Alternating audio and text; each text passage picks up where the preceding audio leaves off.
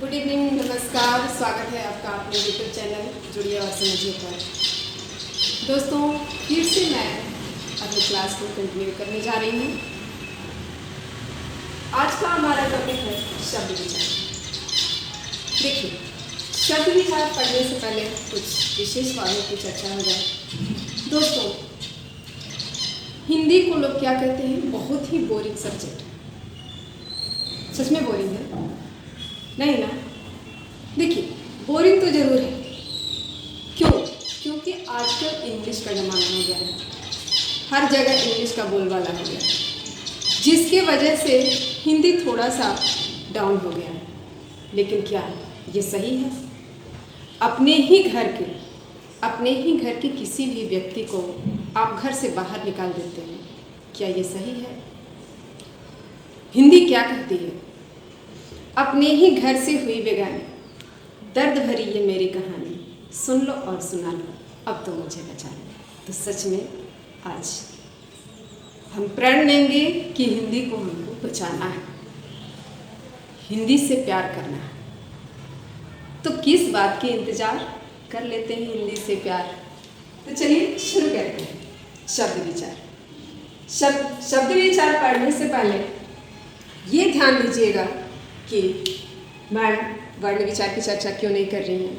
तो इसका हम चर्चा कर चुके हैं, यानी पहले से मेरी वीडियो पड़ी हुई है, उसको आप देख सकते हैं। आज हम पढ़ेंगे शब्द विचार यानी मॉर्फोलॉजी। इंग्लिश में कहते हैं, इंग्लिश के बिना काम कहाँ चलने वाला है। जब तक इसका डिस्कस नहीं करेंगे शब्द विचार होता क्या है समझ में ही नहीं आता।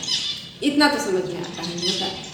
चलिए विशेष क्लास आगे कंटिन्यू करते हैं।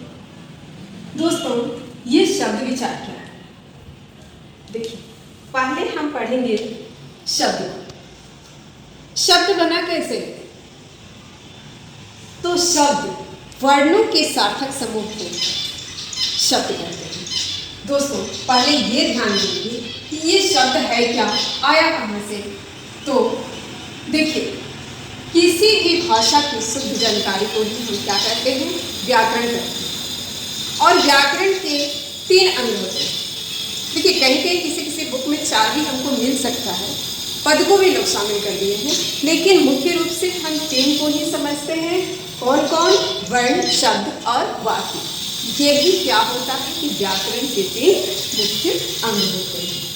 पहला हम क्या बोल रहे हैं? ध्यान देंगे। पहला है वर्ण। सबसे छोटी इकाई क्या होता है? वर्ण होता है। इसके बाद हमारा आता है शब्द, फिर आता है वाक्य। दोस्तों, इसकी चर्चा हम कर चुके थे। वर्ण यानी कि जिसको खंड या टुकड़े नहीं कर सकते, वही क्या होता है? वर्ण यानी कि भाषा की सबसे छोटी इकाई होती है। अब बात आती है शब्द की।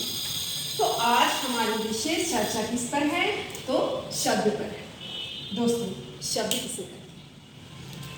वर्णों के, यानी इन्हीं वर्णों के सार्थक मेल को क्या कहते हैं? शब्द कहते हैं।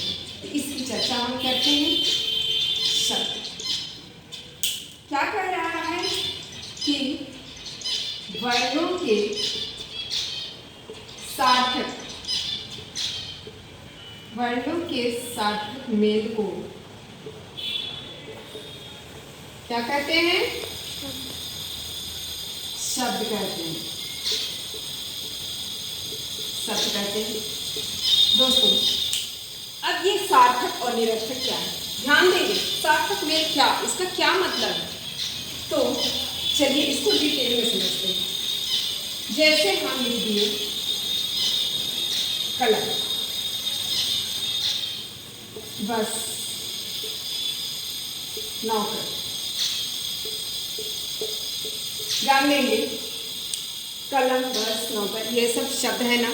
लेकिन अब इन्हीं का मतलब कि वर्णों का सार्थक मेल हुआ कैसे? अब इसको अलग करके देखते हैं कैसे हुआ है। तो यहाँ पर आ गया का के साथ जब कोई मात्राएं नहीं दिखती हैं तो क्या होता है? कोई मात्राएं जब नहीं दिखती हैं तो यानी कि इसमें जब मात्रा नहीं है और हलंत भी नहीं है तो इसमें आ मिला हुआ है। इसके बाद ला है, ला में भी सेम प्रोसेस है, क्या है अ, और फिर आते हैं मा प्लस अ, तब बना कलम।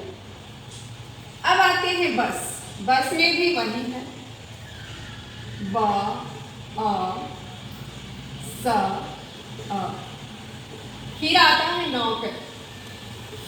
नाम में कौन सा मात्रा लगा हुआ है, औ का, नौ, क्या लिखे हैं नौ, बोल रहे हैं क्या औ का उच्चारण हो रहा है कि नहीं साथ में। ध्यान देंगे व्यंजन कभी भी स्वतंत्र नहीं रहता है, वो हमेशा साथ लेता है किसका, स्वर का। यहाँ पर स्वर का साथ लिया है और कौन सी मात्रा का, तो औ की मात्रा का।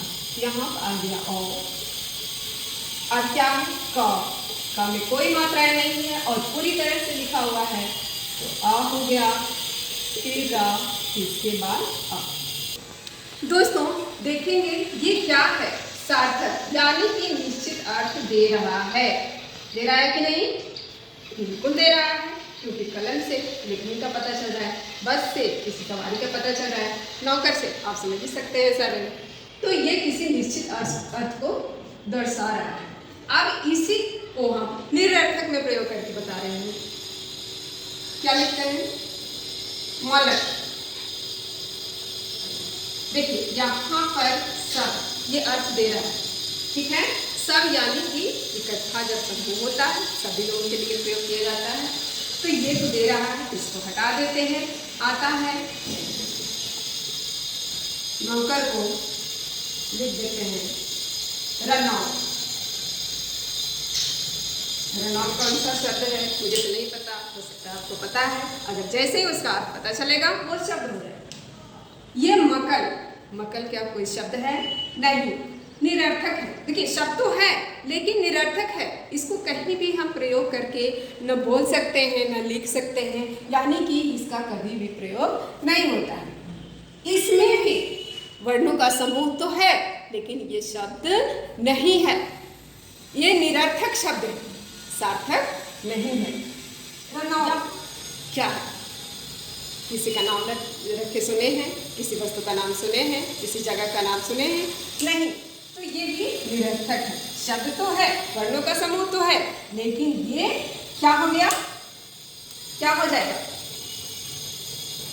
निरर्थक। अब देखेंगे क्या शब्द की ऐसी क्या विशेषता है कि इसमें सार्थक अभिव्यक्ति होता है। दोस्तों शब्द की निम्नलिखित 4 विशेषताएं होती हैं, अनेक विशेषताएं भी हो सकती हैं और भी हम इसको डिफाइन कर सकते हैं, लेकिन मुख्य रूप से हम 4 देखेंगे। क्या देखते हैं कि शब्द से किसी अर्थ की अभिव्यक्ति होती है, शब्द से किसी अर्थ की अभिव्यक्ति होती है। इसका मतलब समझ रहे हैं, अभिव्यक्ति का मतलब क्या होता है, यानी कि जब हम अपनी बातों को किसी के समक्ष प्रस्तुत करते हैं तो कैसे करते हैं, शब्दों के माध्यम से ही तो करते हैं कि नहीं। ध्यान दीजिएगा इस बात पर, क्या कह रहा है कि शब्द से किसी अर्थ की अभिव्यक्ति होती है। जब हम अपनी बातों को व्यक्त करते हैं, बोलते हैं, तो वो शब्द के माध्यम से ही समझाते हैं, बताते हैं, और उसी से आदमी को ये अर्थ समझ में आता है कि व्यक्ति कहना क्या चाहता है। ठीक है, आगे बढ़े, चलिए सेकेंड टॉपिक पर चलते हैं। क्या कह रहा है कि शब्द भाषा की स्वतंत्र इकाई। शब्द क्या होती है, भाषा की स्वतंत्र इकाई होती है। जैसे वो बंधन में बंधता है, यानी कि बंधन में बंध करके वो वाक्य बनता है, और तब वो क्या कहलाता है, पद कहलाता है। इसलिए शब्द भाषा की स्वतंत्र इकाई है ना। अब आते हैं थर्ड में, शब्द वाक्य में प्रयुक्त होकर हमारे विचारों को प्रकट करते हैं। शब्द क्या करता है कि वाक्य में प्रयोग किया जाता है एक एक शब्द को, इसके बाद तभी तो मेरा बात क्या हम कहना चाहते हैं ये प्रकट हो पाता है। एक एक शब्द को जोड़ करके हम वाक्य बनाते हैं, तो जोड़े किसको, शब्द को ही ना, तभी तो मेरा विचार प्रकट हुआ। अब क्या कर रहा है, फोर्थ नंबर पर है कि वाक्य में ये निश्चित कार्य करते हैं, मतलब कि जिस चीज को हम बताना चाह रहे हैं वही कार्य तो शब्द करता है।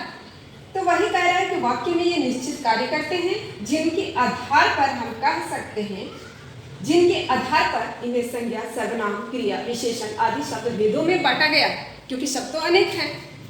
तो वो हैं क्या, उनका नाम भी दिया गया है। संज्ञा, सर्वनाम, विशेषण, क्रिया, इनको शब्द भेदों में बांट दिया गया है कि वर्णों के मेल से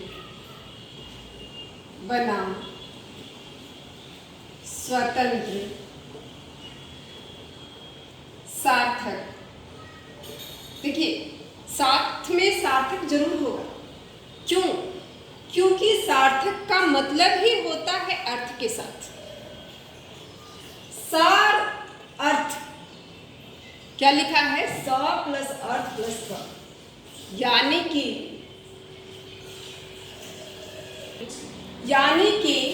अर्थ के साथ अर्थ सही।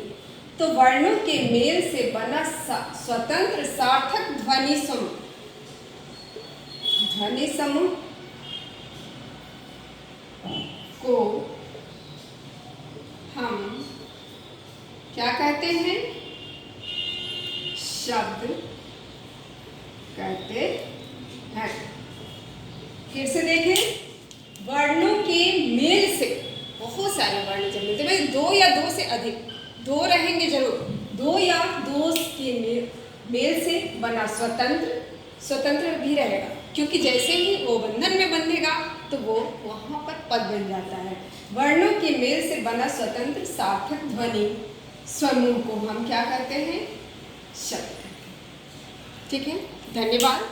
अगर पसंद आए तो लाइक करें, कमेंट करें और दोस्तों के साथ शेयर करें।